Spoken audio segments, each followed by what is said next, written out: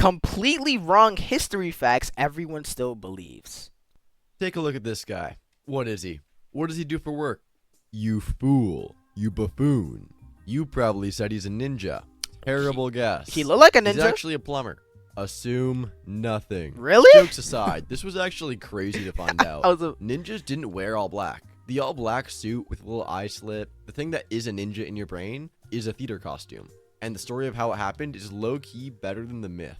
Real ninjas were spies, and the second rule of being a spy is that you cannot dress like a cartoon burglar.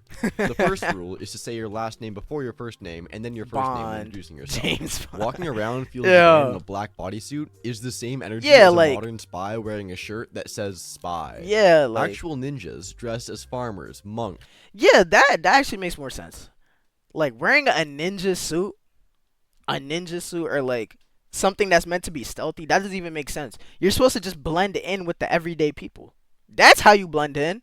Not by wearing an all black shiesty. Like if I'm walking outside with an all black shiesty and my hoodie on, wearing a Nike Tech, some purple jeans and some Jordans, bro, you gonna think I'm a freaking YN. You gonna think I'm gang affiliated, bro. Like, what are we talking about? That's like the equivalent of them doing that. Merchants and traveling performers. Their weapons were disguised as farm tools. The ideal ninja was a man that was so plain that you'd forget him while you're still looking at him. Like Tom Hanks. Hold up, yo. I gotta turn this up, bro. Or is it already at 100? Bro, I don't know why it's so low. The black suit comes from stagehands. Stagehands in Japanese theater wore all black, and the audience collectively agreed to pretend they were invisible while they moved props around mid-scene. Everyone could see them. Everyone ignored them. Then, some playwright had a cool idea. What if the assassin in the play was dressed as a stagehand? The audience... Oh, that's kind of smart. He's furniture. He's nothing. And then the furniture pulls a knife and kills the main character. That's smart. Crowds lost their minds. It was such a good trick that the costume became the ninja. Permanently. Everywhere. Forever. Oh, that's kind of crazy. So the iconic ninja suit is not that's actually kind of crazy. It's the uniform of a guy who moves couches between scenes. If you want night camouflage, by the way, the old manuals recommend dark blue because pure black leaves a U-shaped hole in the horizon. So even the color's wrong. Now, knights. If you say picture a medieval knight, I picture a tin can of a man who falls over and just lies there. Yeah, for sure. But that doesn't make sense. Now, if you're really, like, how did they genuinely move around with all that armor? Maybe it's possible that they did. They would have to be, like, freaking brolic to move around with all that. But I doubt it. Like, now that we're talking about falsified facts, then I doubt it. Wiggling, waiting for his squire to come flip him back over like a turtle. That knight doesn't exist. Never did. Full plate armor weighed about 45 to 55 That's a pounds, lot of, which sounds crippling. Until you learn a modern soldier carries more than that. And the soldier has all of it hanging off his shoulders. Actually? While the knight has it spread out over his whole body. Shoulders, chests, hips, legs. Oh, shoot. Custom fitted. Researchers have put people in accurate replica armor and had them sprint, climb ladders, vault onto horses, roll on the ground, and pop right back up. There are accounts of knights doing cartwheels in full harness to show off. That's actually... Cartwheels, which was completely unnecessary, and that's why they...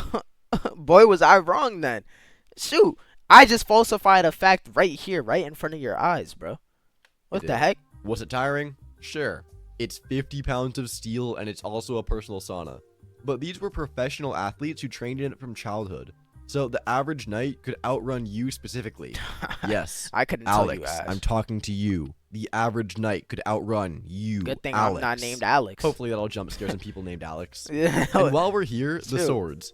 I'm imagining some 30-pound slab of iron that takes 2 men and a brayer to lift. Like freaking A real medieval Guts' sword weighed bro. about 3 pounds. Oh, That's shoot. a laptop.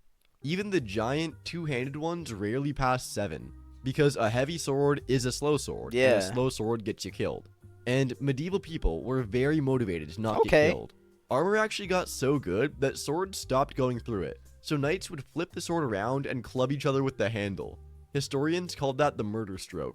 Anyway, the clumsy knight is fiction. Next, that's a crazy 300 name. Spartans. No, I have never talked about this exact point before. You're imagining things. Everyone knows the myth.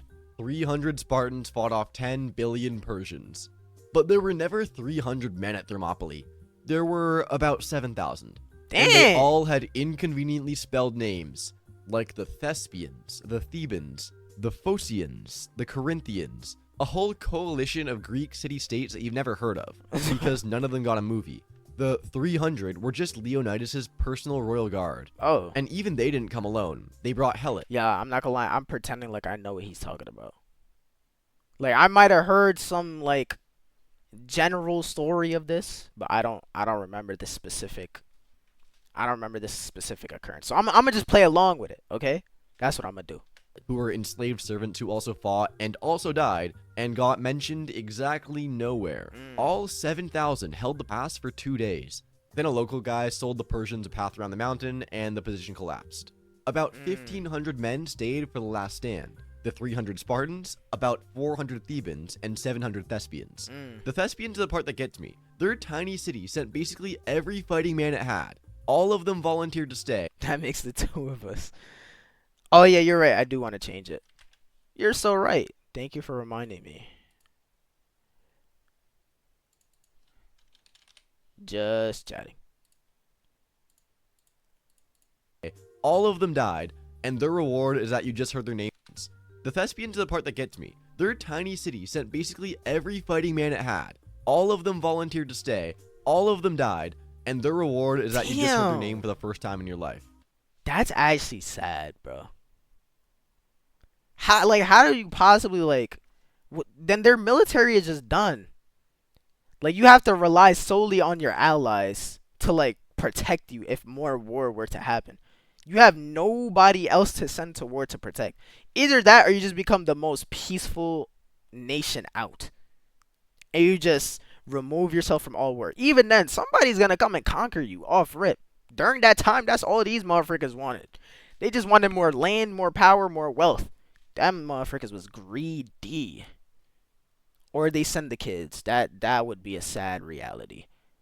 That would be so sad. Yeah, they're probably training kids. But frick, I don't know. The Spartans, meanwhile, had a legal obligation to never retreat. Dying was their whole brand. That's crazy. The Thespians had a choice. They stayed anyway. But the Spartans ran the best marketing operation in the ancient world, and 2,500 years later, it's still working. That's the entire reason you know the wrong number. Sparta! Anyway, next up, the Wild West. No, Not wild West. Genuinely one of the least wild things America has ever produced. The version in your head, Daily Shootout. Honestly, now that I think about it, it's yeah, really, whenever you think of the Wild West, it'd be the same thing. But, honestly speaking, I probably know, compared to other times, eras, I probably know the least about the Wild West. You always see it in movies and stuff, but I don't know, any factual things that occurred during that time. I couldn't tell you. If you said, what's one event that happened during the Wild West? I don't know. Somebody robbed a bank? The frick? I don't know. It's bodies in the street, total lawlessness. It's fiction, and the records prove it. Historians have gone through the actual homicide rates for the famous frontier towns, and some of these places were logging 1 or 2 murders a year. That's crazy. Some years 0. That's 0 insane. murders. Pathetic. Your Wild West is just Texas. Me and you both, and I live out here. Now maybe I might just be slow, right? I'm probably just slow, and I'm in the very little minority. But I genuinely don't know much about the Wild West. Frontier was disease. Also, the Wild West had gun control. Dodge City, the single most Wild West sounding place ever named, had a sign at the edge of town announcing that carrying firearms was strictly prohibited. That's actually crazy. You rode in, you handed your gun to the sheriff or the hotel like a coat check, and you got it back on the way out. Tombstone had the same law, and the gunfight at the OK Corral, the most famous shootout in American history, happened because these guys were trying to enforce it. OK Corral, the most famous gunfight in American history. Why have I never heard of this? I must be living under a rock. What the heck is the OK Corral? The frick? The most famous shootout in American history happened because these guys were trying to enforce it. Some cowboys refused to give up their guns. That's it.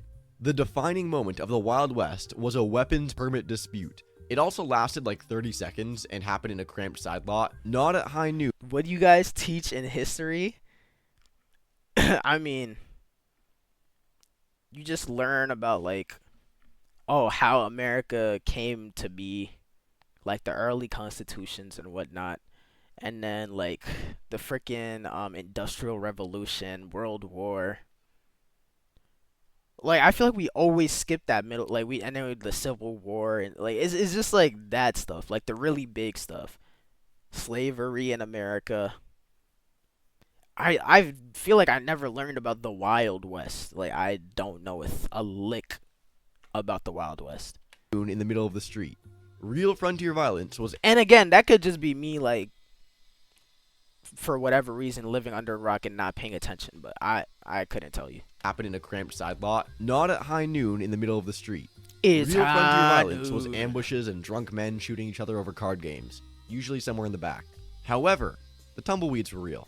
Credit where it's due. Anyway, next up, Paul Revere never yelled the British are Paul coming. Revere. There were 3 different Oh, is that one meme where the dude's sitting on the horse and he's like warning everybody in the area? Oh man, that meme is hilarious. up. Paul Revere never yelled the British are coming.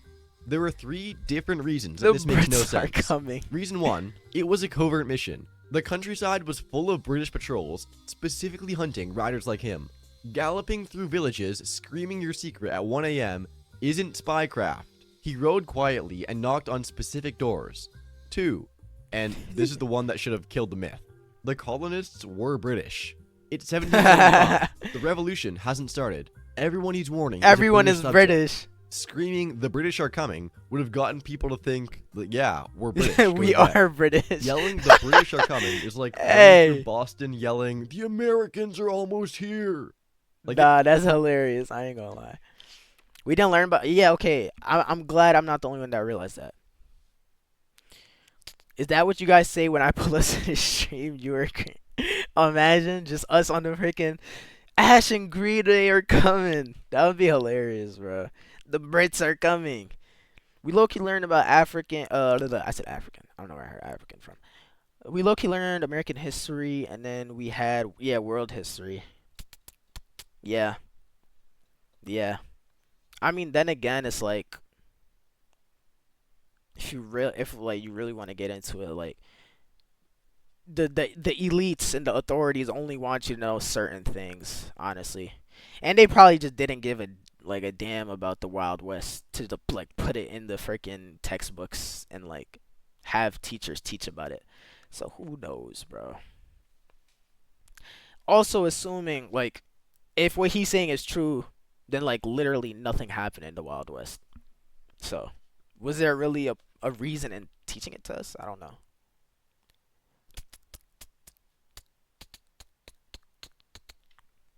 yeah, no kidding. The Opium What he actually Wars. said. Wasn't that like Asia or something? The Opium Wars? I'm wildin'. Like the drug opium. By his own account, was "the regulars are coming out," meaning the army. Does not hit the same. 3, he didn't finish the ride. A British patrol caught him outside Lexington, questioned him, took his horse, and let him go. They didn't even arrest Wow. him properly, just took the horse. The warning got through anyway thanks to other riders, mainly Samuel Prescott, a young doctor who was only out of that hour because he'd been visiting his girlfriend. He jumped his horse over a stone wall to escape the same patrol That's and crazy. completed the mission. Prescott got nothing. That's kind of No poem, no statue, presumably a very awkward explanation to the girlfriend, because 86 years later, in 1861, Henry Wadsworth Longfellow wrote a poem called Paul Revere's Ride. What was his In name? 1861, Henry Wadsworth Longfellow. What a name. Wadsworth Longfellow wrote a poem called Paul Revere's Ride. He invented most of it for drama, and the poem was so catchy it overwrote the historical record. Fairs. The Dark Ages Fair weren't enough. dark, and the entire concept traces back to one guy's bad review. In the 1330s, an Italian poet named Petrarch, who was a Rome superfan, to a degree that concerned the people around him, Rome is civilization. Rome, Hey. Rome! Rome, Rome! and out here. We are Rome. Or, Imagine shouting that and then y'all all just die. That would be so sad. Alright, this is going on for like an uncomfortably long time. It's kind of awkward.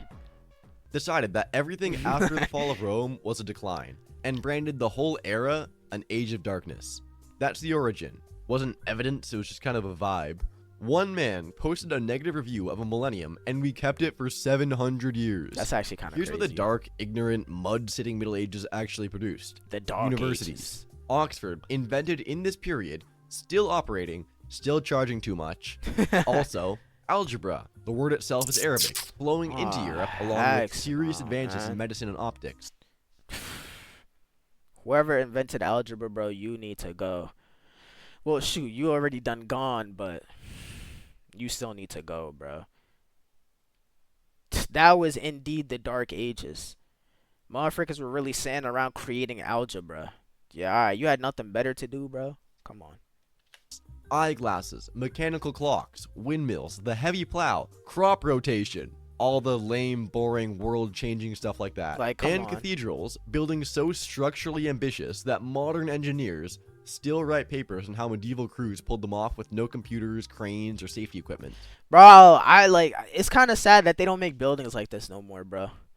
They're so cool. And now buildings are so simple and just plain. You know what I'm saying? Like, well, like, what is it called now? It's called, like, what's the word? Like, everything's just simple. Not oversimplified. Shout out to oversimplified, but not oversimplified. Bro, the word, I can't think of the word. But it's like, everything is just so plain now. And it's like, why, man? We need more buildings like this. They look so cool. Transition. Now, they might take a long time. Like, the construction workers out here, bro, they take their time with these buildings, bro. They will take years on years to like finish building something, just so they can maximize the amount of money they're making. But you know what I'm saying? They could do it, bro. I know they could do it. The Trojan horse also doesn't make much sense. Like, 10 years of war. 10. And the story goes, one morning, the Greeks are Minimalism. gone, Yes, and yes, in their yes, place yes. is a giant wooden horse. And the Trojans, a city that survived a decades-long siege, look at this object and think, oh, free horse, and leave it inside the walls. 10 years of war and zero suspicion about the enormous hollow enemy sculpture. That's Even actually ancient insane. writers had questions. The alternate theories are all more believable, and one of them is genuinely funny. Theory 1. The horse was a siege engine, a ram or a wheeled tower, possibly draped in horse hides, and centuries of retelling turned they hit the wall with a machine That's great. into something with a better hook. Yeah. Theory 2, my favorite, earthquake. So Poseidon was the god of the sea, horses, and earthquakes. 3 obviously connected things that go hand in hand. So Like, Poseidon's what? horse breached the walls of Troy may just be poetry for an earthquake cracked the walls and the Greeks walked in. And the archaeology mildly supports this. One of the destruction layers at the real Troy site Imagine. shows earthquake damage in roughly the right area. But that, like, come on, that's not as cool. Like, they infiltrated them with a wooden horse big enough to hold all the warriors. You know what I'm saying? Like, that's cool. That's creative. You know what I'm saying? I kind of mess with that. Theory 3, Homer made it up because he was a poet, not a journalist. Worth knowing, the horse barely appears in the Iliad at all. The famous version comes from later poems. The most famous military trick in history is from the expanded universe. Troy was real, it burned, but the horse was probably fan fiction. Quick one. France I like how the used horse is just guillotine in the until middle of 1977, not 1877. What did he just say? France used the guillotine until 1977, not 1877. 1977. The last person guillotined in France, a man named Hamida Jandubi, was executed in September 1977. Dang! Star Wars was in theaters. Bro, like when we talk about these things, it's kind of like you forget that these things happened here, bro. Like, they used guillotines here to, like, execute people. That's insane, bro. Like, they literally dropped that motherfucker on your neck, and it'll either, like, just cut your head clean off, or I feel like the worst thing, is like it just gets stuck in your neck, and then they gotta drop it again and again until your head gets cut off. That's gruesome. Freaking and Star Wars was in theaters. Like 1977 was basically 50 years ago. What, 49 years ago. That's somebody's father, bro. 49 years. Like, that's not that old. 1776, New York City, Hamilton. Frick the French. There were people who watched Luke Skywalker blow up the Death Star and then went home to a country that still owned, maintained, and used a Revolution-era decapitation That's machine. insane. It stayed the official method until France abolished the death penalty in 1981, which means the guillotine outlived disco. Okay, next That's up, crazy. the Pilgrims did not dress like that. The black clothes, the white collars, and the buckles. Buckles on the shoes, the belt, the dog, the hat. A belt for your head. Fastening nothing. Yeah, like, holding what nothing the up. frick? Nobody in human history has needed their hat cinched. Real pilgrims wore color, and we know, because their wills and estate inventories survive. And they're full of red waistcoats, green gowns. That's kind of a sturdy fit. I like the colors. You know, the color scheme. He wearing like a calm sandwich fit. You got the blue shirt, gray pants, and then blue shoes with the gray. Like, it's the color coordination. Hold on. Blue aprons, violet cloaks. They've been knew normal about 17th this. century English clothing. Dyed with whatever the local plants could manage. That's kind of Black hard. dye was actually expensive and hard to keep looking black. So all black was special occasion wear, if you owned it at all. And buckles didn't even come into fashion until decades after the Mayflower. So who did this to them? Victorian painters. In the 1800s, America was assembling its founding mythology, and artists wanted the Pilgrims to read as humble, stern, and holy. And to Victorian eyes, that meant black clothes and severe silhouettes. So they painted the founders in a Halloween costume of themselves. The painters went into every school book, Yeah. and we've been setting the Thanksgiving table for the costume ever since. Anyway, if you like this video, you'll like this That's video. crazy, bro. W video. I like that video a lot. But that really just like makes you think, like, what else in history is fabricated, bro? Hot vibrational beings, you can't tame us.